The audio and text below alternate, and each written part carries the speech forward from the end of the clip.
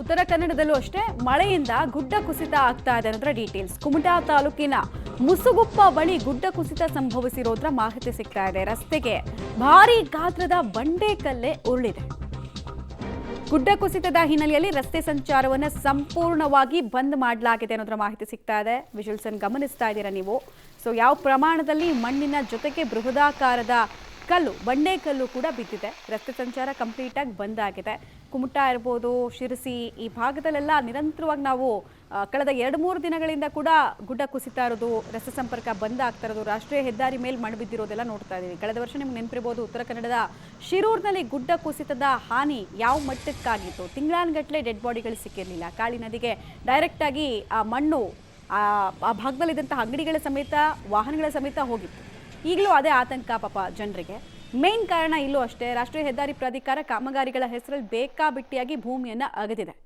ಭೂಮಿಯನ್ನು ಬೇಕಾಬಿಟ್ಟಿಯಾಗಿ ಬಗೆದಿರೋದ್ರ ಪರಿಣಾಮ ಅಲ್ಲಲ್ಲಿ ಉತ್ತರ ಕನ್ನಡ ಭಾಗದಲ್ಲಿ ಗುಡ್ಡ ಕುಸಿತ ಸಂಭವಿಸ್ತಾ ಇದೆ.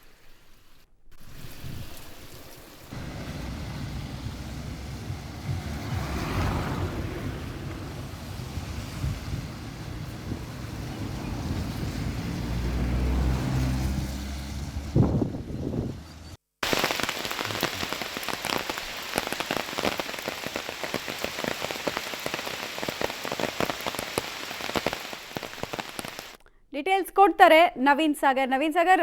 ಕುಮಟಾ ಭಾಗದಲ್ಲಿ ಸದ್ಯದ ಪರಿಸ್ಥಿತಿ ಹೇಗಿದೆ? ಬಿದ್ದಂತಹ ಮಣ್ಣನ್ನು ತೆರವುಗೊಳಿಸೋ ಕಾರ್ಯಾಚರಣೆ ಆಗಿದೆಯಾ? ರಸ್ತೆ ಸಂಪರ್ಕ ಎಂದಿನಂತೆ ಮುಂದುವರಿತಾ ಇದೆ ಅಥವಾ ಇನ್ನೂ ಅಡಚಣೆ ಇದೆಯಾ?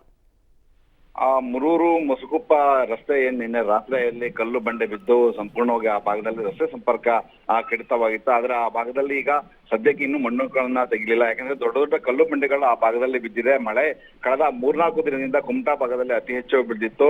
ಮತ್ತೆ ಆ ಭಾಗದಲ್ಲಿ ಏನು ಹಿಂದೆ ಆ ಮಣ್ಣನ್ನ ತೆಗೆಯಲಾಗಿತ್ತು, ಅದೇ ಭಾಗದಲ್ಲಿ ಈಗ ಮಣ್ಣು ಕುಸಿದು ಗುಡ್ಡ ಬಿದ್ದಿರುವಂತದ್ದು. ಇನ್ನು ಜನರಿಗೆ ಪರ್ಯಾಯ ಮಾರ್ಗವಾಗಿ ಮುರೂರು ಕುಮಟಾ ಹೈವೇ ರಸ್ತೆ ಮೂಲಕ ಹೋಗ್ಲಿಕ್ಕೆ ವ್ಯವಸ್ಥೆಯನ್ನ ಮಾಡಲಾಗಿದೆ. ಯಾಕಂದ್ರೆ ಪರ್ಯಾಯ ಮಾರ್ಗವಾಗಿ ಹೋಗ್ಲಿಕ್ಕೆ ಅಲ್ಲಿ ಆ ದಾರಿ ಇರೋದ್ರಿಂದಾಗಿ ಸಂಚಾರಕ್ಕೆ ಯಾವುದೇ ಸಮಸ್ಯೆ ಇಲ್ಲ. ಆದ್ರೆ ಆ ಭಾಗದಲ್ಲಿ ಸದ್ಯ ನಿರಂತರವಾಗಿ ಗುಡ್ಡ ಕುಸಿತಾ ಇದೆ. ಹೀಗಾಗಿ ಅಪಾಯ ಕಟ್ಟಿಟ್ಟ ಬುದ್ಧಿ. ಹಾಗಾಗಿ ಆ ಭಾಗದಲ್ಲಿರುವಂತಹ ರಸ್ತೆಯಲ್ಲಿ ಜನರಿಗೆ ಸಂಚರಿಸಲಿಕ್ಕೆ ಈಗ ಸದ್ಯಕ್ಕೆ ನಿಷೇಧ ಇರುವಂತದ್ದು ಅಂತ.